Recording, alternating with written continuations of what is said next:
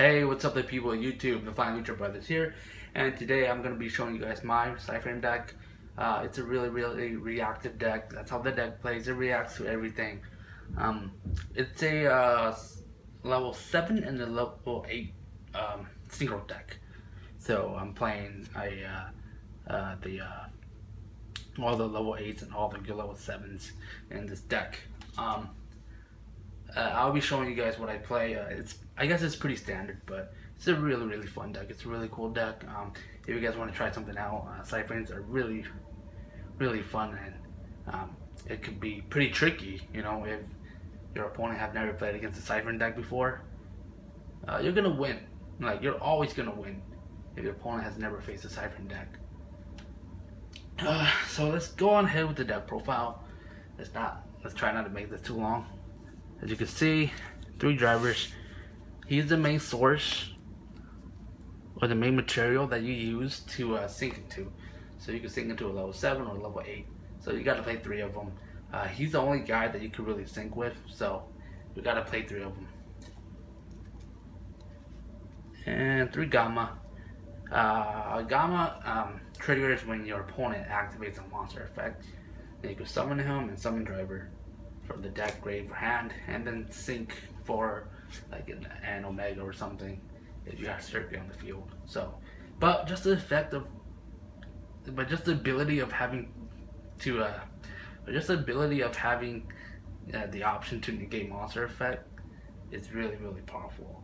You know, negating monster effect is probably the strongest negation in the game right now, if that makes any sense. Let's move on to the other level 2. 3 deltas.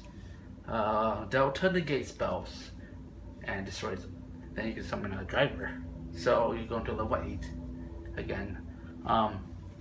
He's good. However, he won't be as good as he was last format, because you know a lot of stuff are gone, like Please and Necross. However, he's still relatively good. So you gotta play 3 of them. 3 of the deltas, and he's a level 2. In my opinion, the level 2 are a little bit more relevant than the level 1s, but the level 1s are still good too, like Beta. Beta, he triggers when your opponent battles, so you can activate him, destroy the attacking monster, and end the battle phase. So it's a Sakuretsu armor with the negate attack guy. So, and he brings out the driver to go into level 7s. So you play 3 of them. And 3 of the alphas. Alphas are really good. Alphas are is the Psy-Frame monster that you want to open up with. He's really good early to mid game. When your opponent summons a monster, he triggers, and he summons himself, summons a driver, and then you can search for a Psy-Frame card. So that's really powerful. You can search for your field spell, your trap card, or any Psy-Frame monster. So he's pretty damn good. He's a monster that you want to open up with, like all the time. In my opinion, he's a little bit better than Beta. In my opinion, just because searching is so powerful in this game. But however, he is a level 1, so you can only go into level 7 plays with drivers. So keep that in mind. Alright, that's it for the Psy-Frame monsters. I want to max out all the Psy-Frame monsters as much as possible because of the trap card. Because if you drive the trap card and you don't have any Psy-Frame monsters, you can't use the trap card. But I don't play the guy that negates trap. I just don't think trap cards are that fast enough anyway. So that's why you don't play them. I don't think anyone plays them, to be honest. But let's move on to the other monsters. 3 card Cardies, more draw power. You know, you really never ever special summon during your turn anyway, so Cardi is so good. And everything reacts during your opponent's turn, so you don't really mind skipping your turn to draw 2 cards. Maxie's really powerful all around, with clowns going on and a lot of pendulum stuff. This card is only gonna get better. That's it for the monsters. Let's push them aside. Let's go on to the spells. 3 Circuit. Circuit allows you to synchro summon immediately during your opponent's turn when you summon a Psy-Frame monster. monsters. And it also has a little honest effect, although you don't really use it, but it comes in handy once in a while. Circuit is a card that you always want to open up with, along with Alpha. So, Circuit, really good MVP of the deck. In my opinion, the best card in the deck. So, gotta play 3 of them. This card's pretty damn good too. Psychic Field Zone. It allows you to single summon from your banish zone. Yep, single summons from your banish zone. The only downside is that they go to defense. However, it's not that big of a deal if you go into like Omega or Zeta.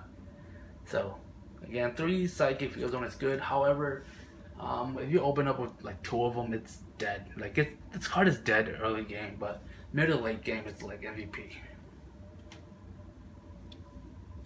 3 Power Duality.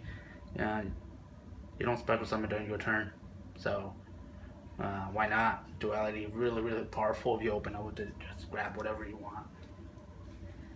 And 2 Dark Hole, you know, just in case your opponent like Phoenix chains one of your Psy-Frames, you're kind of stuck on that Psy-Frame because you can't special summon any more Psy-Frame because you're controlling a monster. So if you Dark Hole, problem solved. The Psy-Frame monster's gone. You can summon more Psy-Frames again. And this deck does lose to emptiness, so Dark Hole is a way out to emptiness. So, yep, it is a little bit better than Raigeki, just because you can destroy your own Psy-Frames too. That the Psy-Frames that are blocking you from summoning more Psy-Frames. Now let's move on to the traps. 3 Overload, gonna be your best trap. I think we all know what it does. Just banish one of your Psy-Frame from hand or field to banish one of your opponent's card face down for, you know, not for 1 turn, but for like forever, pretty much. And you can easily abuse them with Omega. You know, abuse this card with Omega, banish this card, add 1 Omega card, or not Omega, Psy-Frame card from the deck to your hand. So Omega can just keep recycling this guy over and over. So good. Next card, 3 Mind Crush. Just to know what your opponent has in this deck, or Yu-Gi-Oh is a heavy searching game, or card searching game, or whatever. You know, like pretty much every deck searches nowadays. So Mind Crush is really good, and just the information and just the knowledge of your opponent's hand is really important too, because you want to pretty much get ready to counter whatever they have, because this is a reactive deck. So, and Mind Crush is a reactive trap card, so it works well with Psy-Frames. Now let's go on to the 1-ofs. 1 Compulse, 1 Breakthrough, and 1 Torrential. I play Compulse because it's a reactive trap card, and kind of like Dark Hole, if you're sitting on a dead Psy-Frame, I don't know, Beta or Alpha or something, you can just Compulse it right back to your hand, and problem solved. You can summon them again. Breakthrough skill, you can abuse it with Omega in terms of Tribute.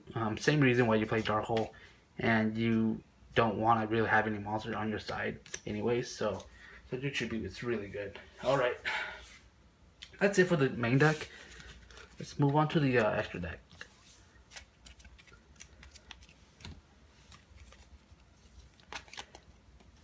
Two Zeta. Zeta's really good. He banishes one of your opponent's face-up attack monster that was special summoned for 1 turn, and his second effect is also pretty good. You can put him back in the extra deck to get 1 Psy-Frame card and add it to your hand. So really powerful. Yeah, not much to say about him. And Omega, I only have 1 Omega. I can't really afford to drop a $30 on another Omega. However, if you have 2 Omegas, I would recommend playing 2, even though he has the ability to bring him back to the extra deck. It's so easy just to bring up 2 of them, so you know, you gotta play 2 of them at least, at the minimum at 2. But again, I only have 1, so Omega, best synchro in this deck, best level 8 synchro in the game, in my opinion. He's just so reactive, and the only way that you can destroy it is during the battle phase. Really powerful. I'm kind of sad that I only have 1 though, but I'm not gonna drop $30. 1 Thought Ruler. These are just generics, you know, pretty generic psychic monsters. I play Psychic Life Transfer, or Psychic Life Transfer. There you go. Because you can have the ability to banish your Psy-Frames, and you have the ability to banish a Psychic, and it works well with Psychic Field Zone because early game this card is dead if you don't have any Psy-Frames in your banish zone. So Psychic Life Transfer could just banish them, and you gain 1200 life points. Same go with Warmind Archfiend. He's a 3300 beater, and he could just banish one of your Psychic guys. So that's the reason why I play him. And most of the time, you don't even bring them out anyways. Same goes for these guys, but they're all just options, to be honest. But 90% of the time, you're just going to go for these guys up here. Scarlet, Red Dragon, Crimson Blader. It's going to be good against Monarchs. Black Rose, Clear Wing, and Michael, because you could make a Michael because they're all lights. And that's it for the main deck, guys, or the deck profile, guys. Thank you for watching. I'm sorry if the video is kind of dark. It's really dark outside and my lighting kind of sucks. Yeah, be on the lookout for like a YuGiOh deck profile because that's what I'm going to be doing next. Thank you for watching, guys, and I'll catch you guys later.